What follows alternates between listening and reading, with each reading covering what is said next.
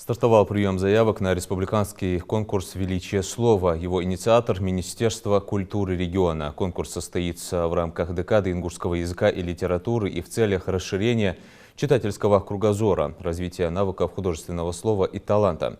Он пройдет в формате соревновательного мероприятия по чтению вслух отрывков поэтических и прозаических произведений ингушских, российских писателей и собственного сочинения.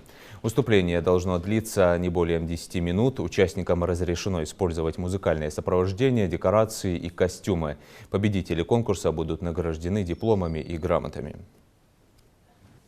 В конкурсе могут принять участие все желающие жители не только республики, но и всех регионов страны, если такие найдутся, от 7 до 55 лет.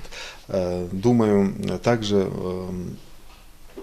этот конкурс нам даст возможность узнать новые имена в литературе, поскольку конкурс так и называется «Молодых поэтов и чтецов». В последнее время Союз писателей республики представляет нам очень много молодых поэтов, писателей, о которых широкая публика не знает. И думаю, благодаря этому конкурсу мы узнаем более